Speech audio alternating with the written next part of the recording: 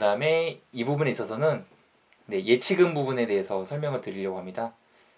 8호 이하를 넣으시려면은 200만 원을 통장에 넣으셔야 됩니다. 청약 통장 기간이 24개월이 지나고 나서, 그리고 납입 금액은 200만 원, 그리고 구구 타입을 넣기 위해서는 전용 100이 이하기 때문에 300만 원까지 사전에 예치금으로 충족시켜야 된다는 점 여러분들께서 참고하시면 됩니다.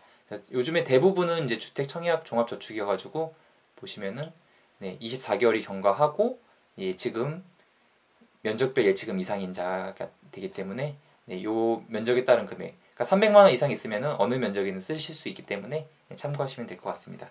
금액 안 맞으면 청약 신청 안 됩니다. 이 부분은 뭐 특별히 말씀드릴 부분은 없고요. 기관 추천 특별 공급 같은 경우에는 기관에서 추천을 받아서 하시는 분들이기 때문에 일반적인 특별 공급이라든지 일반 공급 신청자들에게는 특별 해당 사항은 없겠습니다. 다자녀는 요건을 보시면 되고요.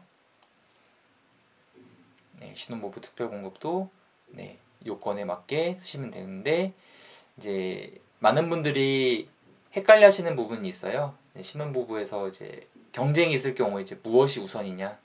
제가 그 부분을 좀 간단하게 짚고 넘어가려고 하는데요. 첫 번째는 소득이 우선입니다. 아까 말씀드렸다시피 신혼부부 특별공급에 있어서 우선 공급, 70%에 이제 해당되는 소득 기준이 우선이고, 그리고 나서 이제 일반 공급이 적용이 되는데, 그러면 이제 우선 공급 안에서 경쟁이 발생했을 경우에는 어떻게 되느냐? 1순위, 2순위가 나뉘어집니다. 1순위는 자녀가 있는 자, 그 다음에 2순위는 자녀가 없거나 아니면 주택을 기존에 처분했던 자. 그래서 순서를 따지면 소득, 그 다음에 자녀 유무, 그리고 나서도 경쟁이 생긴 경우에는 해당 주택 건설 지역, 이제 여기는 수원시 2년 이상 거주자가 되겠죠. 이런 식으로 적용이 됩니다. 요약해서 말씀드리면 소득, 자녀 유무, 주택 건설 지역, 이 순서입니다. 많은 분들이 그걸 거꾸로 하시는 경우가 있어요.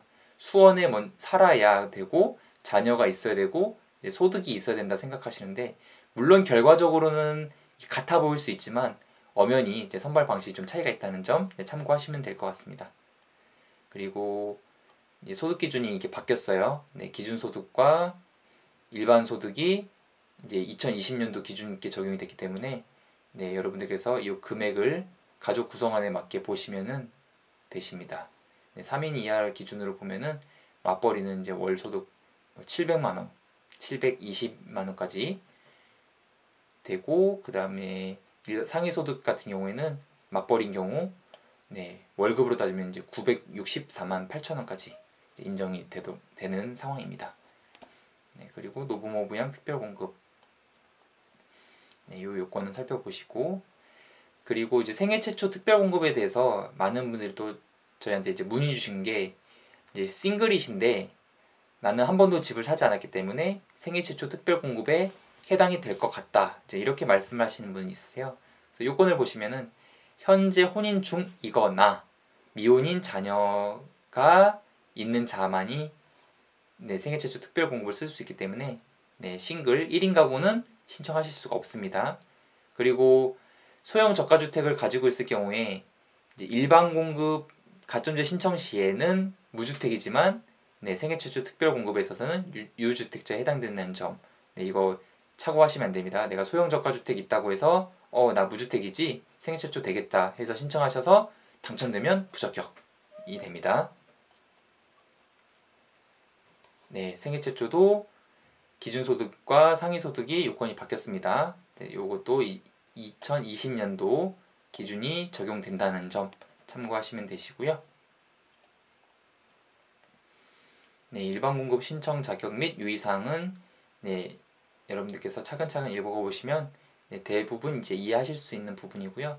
제가 주의사항만 설명드리도록 하겠습니다. 일반 공급 입주자 저축 순위별 자격 요건이 나와 있고요. 다시 한번 예치 기준 금액에 대해서 또 한번 반복해서 안내하고 있습니다. 예치금 같은 경우는 저희가 돈이 만약에 제가 수원 사는데 100만 원만 넣어놨다. 그러면 이 공고일 전에 그냥 100만 원 한꺼번에 넣어도 되나요? 네, 맞추면 됩니다. 알겠습니다. 네, 그래서 요거는 이제 청약 신청 이전까지 맞추시면 됩니다. 그리고 이제 가점 산정 기준표, 저희가 늘 계산하는 84점 만점 기준이 적용된다는 점 보시면 되고요. 네, 주택공급이라는 규칙 부분이 있고, 네, 아까 이제 앞에서 설명드렸다시피 이제 해외 체류 기간에 대해서 말씀을 드렸는데요. 네, 많이들 실수하시는 부분이 이제 자녀에 대한 부분이에요. 여기 보시면은 30세 미만의 자녀는 입주자 모집 공고일 기준에서 최근 90일 초과해서 해외 체류 중인 경우에는 어떻게 되냐? 부양가족으로 인정하지 않는다. 그러니까 빼야 되는 거예요. 그 청약에 있어서는. 근데 30세 이상의 자녀인 경우에는 입주자 모집 공고일 기준 최근 1년 이내에 계속해서 90일을 초과하여 해외 체류한 경우, 이제 요건이 달라요. 자녀의 나이에 따라서 현재 기준으로 90일인지 최근 1년 이내 90일인지 요건이 다르기 때문에, 네, 이 부분 여러분들께서 혹시 자녀가 해외에 체류 중이다 그러면 이 날짜를 꼭 계산해 보시고, 네, 여러분들께서 이 자녀 부양가족의 문제로 부적격을 받는 일이 없도록 네, 유의하셔야겠습니다. 네, 자녀가 국내에 있는 경우에는 뭐 전혀 상관이 없으신데요. 네, 해외 체류한 자녀들 같은 경우에는 이 부분 꼭 한번 확인해 보시기 바랍니다. 네, 청약 일정에 대해서 나와 있고요. 네, 각 순위에 맞는 날짜에 신청하셔야 된다는 점 네, 확인하시고, 그리고 이제 청약 신청 방법이 기존에는 이제 구공인 인증서로만 신청할 수 있었는데요. 지금은 이제 네이버 인증서도 사용이 가능하다는 점 네, 참고적으로 안내해 드리고요. 네, 이게 미리 준비를 하셔야지 청약 신청 당일에 인증서 문제가 발생하면 네, 좀 곤란할 수 있기 때문에 네, 사전에 미리미리 준비하시기 바랍니다. 네, 그 다음에 고령자 장애인분들은 인터넷으로 좀 하기 어려우실 수 있잖아요. 그런 분들은 이제 은행에서 청약통장 가입, 본인이 청약 가입한 은행에 가서 신청을 하실 수가 있는 부분이고요. 당첨자는 4월 7일에 발표가 됩니다. 네, 예비 입주 선정 방법이고, 네, 이 부분, 네, 이거 깨알같이 글씨가 나와 있는데, 네, 뭐 겹치는 부분 빼고 또 설명을 드리자면, 이 부분을 좀 주의하셔야 돼요. 특별공급 신청자가 일반 공급에도 중복 청약은 가능합니다. 그런데 특별공급에 당첨되면 일반 청약은 무효. 그러니까 이 무효가 뭐 부적격이라는 의미는 아니고 특별공급이 우선한다는 의미입니다. 그리고 특별공급에 예비입주자 당첨된 경우에도 일반 공급 예비입주자 선정에서 제외가 되고, 왜냐? 특별공급이 우선되기 때문에. 그러니까 둘 다 예비자의 지위를 안 주는 거예요. 당첨자도 특별공급의 당첨자의 지위만 주고, 예비도 특별공급의 예비입주자가 되면은 일반 공급의 예비입주자는 안 됩니다.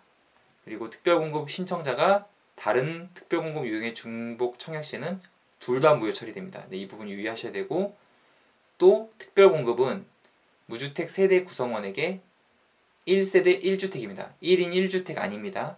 그러니까 부부가 각각 신청한다? 그럼 어떻게 되느냐? 한 명이라도 선정이 되면 당첨자는 부적격 당첨자 처리되고, 예비 입주자는 입주자로 선정될 기회를 제공받을 수 없으니 유의하셔 신청하시기 바랍니다.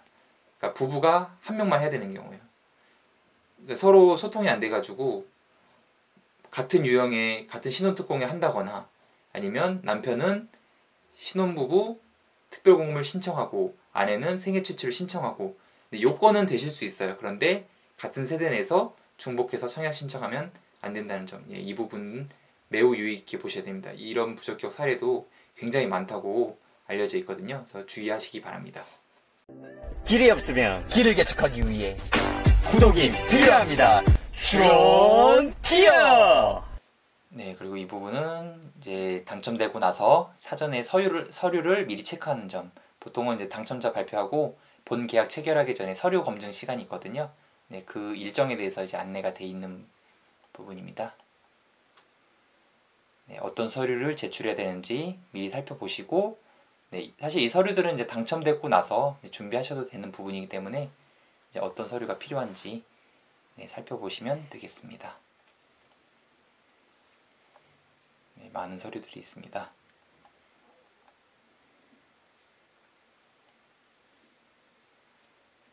네, 각종 서류들이 있고요. 네, 언제 계약 체결하는지 일정도 나와 있습니다. 네, 코로나 시국이기 때문에 네, 계약 일정은 변경될 수 있다는 점 참고하시기 바랍니다.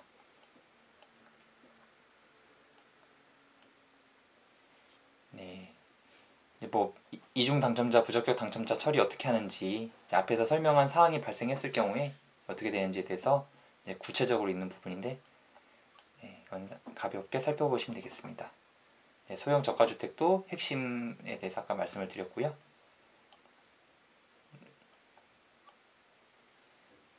네, 중도금은 이제 투기과열지구라는 점 참고해서 살펴보시면 되고 네, 요즘에 분양가 못지않게 관심 있는 게 또 확장비인데 보시면 84A 같은 경우에 이제 1956만원, 99 타입은 2200만원 정도의 확장비를 보이고 있습니다. 다른 타입들도 금액이 이 정도 된다는 점 참고하시면 될 것 같고요. 네, 발코니 확장 관련돼서 유의사항이 있고 네, 사실 이게 굉장히 많은 내용이기 때문에 모든 내용을 알 수 없지만 네, 저희가 이제 부적격을 피하는 방법, 부피자 위주로 설명을 드리고 있습니다. 네, 옵션에 대해서도 굉장히 지금 종류가 많죠. 네, 그 다음에 입주를 언제 하는지 2024년 3월이 지금 예정되어 있네요. 주택 성능 수준에 대해서도 나와 있고요. 네, 주택도시보증공사에서 보증을 득한 아파트입니다.